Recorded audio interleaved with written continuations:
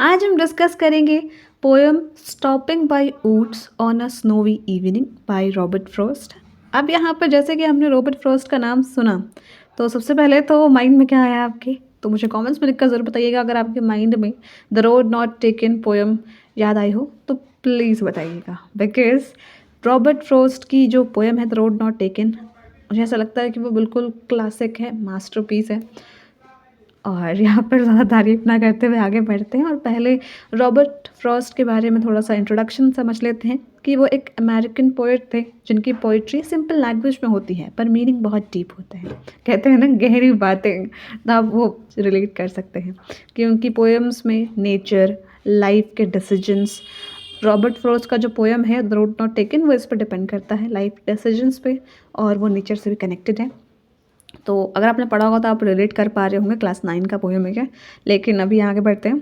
तो nature, life के decisions, loneliness और ह्यूमन रिस्पॉन्सिबिलिटीज़ के बारे में होता है।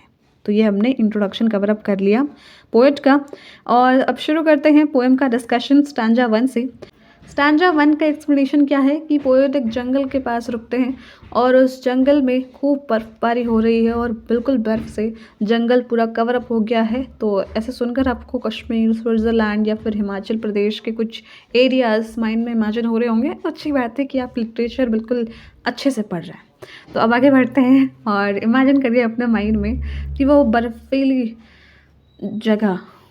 जगह इन द सेंस कि जंगल है, पेड़ पौधे हैं, लेकिन सब बर्फ़ से ढके हुए हैं। और फिर पोएट मन ही मन एक बात रिमाइंड कराते हैं, खुद को याद दिलाते हैं कि जिसकी ये जगह है या जिसका ये पूरा एरिया होगा वो जंगल वाला, वो यहाँ तो नहीं रहता है जहाँ पर जंगल है, उससे दूर एक गांव में रहता है। तो जब उस जंगल का मालिक ही नहीं है तो फिर उसे कौन देख पाएगा, उसे इन द सेंस पोएट को कौन देख पाएगा, कोई नहीं।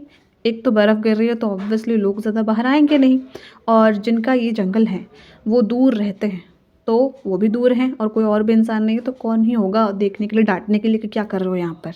तो अब आप ये कह सकते हैं कि जंगल तो किसी का होता नहीं है, वो तो गवर्नमेंट का होता है, majority of the department. But यहाँ पर हम लोग पोएम पढ़ रहे हैं तो पोएम के कॉन्टेक्स्ट में चलेंगे कि यहाँ पर अगर पोएट ने बताया है कि जंगल किसी का है और वो यहाँ नहीं रहते हैं, कहीं और रहते हैं, बस जंगल है उनके नाम पे, तो ठीक है, समझ लिया कि हाँ है, नहीं है, दूर रहते हैं। तो आराम से पोएट अब यहाँ पर कुछ लम्हे के लिए रुक सकते हैं और वो एक्सपीरियंस कर सकते हैं एक सुकून का लम्हा नेचर में।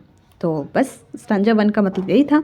अब आगे बढ़ते हैं स्टैंजा 2 की तरफ कि यहाँ पर क्या कह रहे हैं पोएट कि पोएट का जो घोड़ा है, अब बर्फ़ में तो वो चल कर नहीं आएगा ना, जब वो बता रहे हैं कि इतनी बर्फीली जगह है, पूरा बर्फ़बारी हुआ है, बर्फ़ से सारी चीज़ें ढकी हुई हैं, तो वो अपने घोड़े के साथ आए हैं, घोड़े पर बैठकर, और वो कह रहे हैं घोड़े की वॉइस वो अपने थ्रू इस पोएम में रिप्रेजेंट कर रहे हैं कि पोएट का जो घोड़ा है वो कंफ्यूज हो जाता है और उसे लगता है कि यहाँ रुकना अजीब है, क्योंकि यहाँ ना कोई घर है ना इंसान, सिर्फ जंगल और जमा हुआ लेक। अब जंगल है, पेड़ पौधे हैं, तो ऑब्वियसली लेक भी होगा। तो आपके माइंड में एक सीनरी क्रिएट हुई होगी, लेकिन जैसे कि हमने देखा कि बर्फ़बारी हुई है तो अगर पानी भी है वो तो जम जाएगा। और घोड़े के मन की बात भी हम तक पहुंच गई है कि कोई नहीं है, तभी तो पोएट वहाँ रुके एक लम्हे के लिए, सुकून के लम्हे के लिए, ताकि कोई उन्हें डांटे ना। और तब घोड़े के मन में अलग दुविधा चल रही है कि यहाँ क्यों रुके हैं, क्योंकि कोई है ही नहीं, अलग डेंजर का सिचुएशन है यहाँ पर, बर्फ़ में कहीं कुछ हो गया तो। यही ना हुआ इस स्टैंजा का मतलब। ये थोड़ा ह्यूमरस है, बट इस स्टैंजा का अगर आप लिटरेरी मीनिंग देखेंगे लिटरेचर के टर्म्स में, तो ये सीन अकेलापन और ठंडी जगह और साथ में साइलेंस को रिप्रेजेंट करता है। ठीक है, आगे बढ़ते हैं स्टैंजा 3 की तरफ। तो स्टैंजा 3 में अगेन यहाँ पर पोएट क्या कह रहे हैं कि घोड़ा अपनी घंटी हिलाता है जैसे पूछ रहा हो हम यहाँ क्यों रुके हैं। जैसे कि हमने देखा कि पोएट घोड़े के मन की बात हम तक पहुंचा रहे हैं, और घोड़े के गले में घंटी भी लगी हुई होगी तो वो हिला रहा होगा, बिकॉज ठंड है तो ऑब्वियसली इंसान या जानवर सबको ठंड लगेगा, अगर वो ठंड में रहने के आदी नहीं है तो यहाँ पर उसी का उन्होंने मतलब बताया कि घंटी हिला रहा है, इसका मतलब पोएट ने समझा कि पूछ रहा है शायद वो कि यहाँ पर हम क्यों हैं। तो इस साइलेंस में बस 2 आवाज़ें हैं उस जगह पर, हवा की और बर्फ़ के गिरने की। तो यहाँ पर घोड़े का पूछने का रीज़न ही यही हुआ क्योंकि बस 2 ही आवाज़ें उसे सुनाई दे रही हैं। एक तो हवा चल रही है जो कि ज़रूरी है ज़िंदा रहने के लिए, और दूसरी जो बर्फ़ गिर रही है। तो उसे अलग ही एक साइलेंस फ़ील हो रहा है, या इस स्टैंजा में साइलेंस का मेन मोटो है कि ये एक पीसफुल साइलेंट विंटर नाइट का प्रेजेंटेशन कर रहा है हमारे माइंड में इन लाइंस को पढ़कर या इसका एक्सप्लेनेशन समझकर।